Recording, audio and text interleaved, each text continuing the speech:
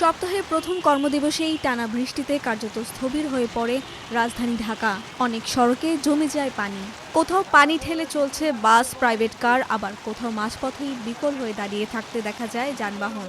ফলে সকাল থেকেই তীব্র যানজট আর ভোগান্তিতে পড়েন নগরবাসী। গণপরিবহনের অপেক্ষায় ছাতা হাতে দীর্ঘ সময় দাঁড়িয়ে থাকতে হয়েছে যাত্রীদের।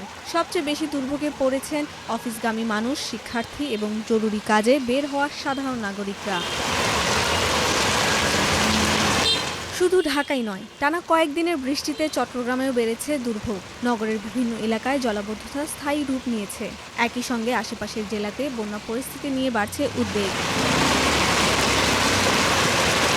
আবহাওয়া অধিদপ্তর জানিয়েছে ১২ জুলাই সকাল ৬টা থেকে ৯টা পর্যন্ত ঢাকায় ২৮ মিলিমিটার এবং চট্টগ্রামে ৪১ মিলিমিটার বৃষ্টি হয়েছে। এছাড়া গতকাল সন্ধ্যা ৬টা থেকে আজ সকাল ৬টা পর্যন্ত চট্টগ্রামে রেকর্ড হয়েছে ১২৯ মিলিমিটার বৃষ্টিপাত।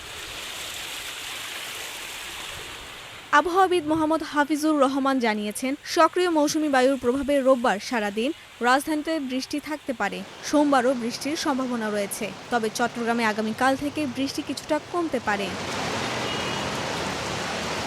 আবহাওয়া অধিদপ্তরের সর্বশেষ পূর্বাভাসে বলা হয়েছে, আগামী ২৪ ঘন্টায় রংপুর, রাজশাহী, ময়মনসিংহ, ঢাকা, চট্টগ্রাম ও সিলেট বিভাগের কোথাও কোথাও ভারী থেকে অতি ভারী বৃষ্টি হতে পারে।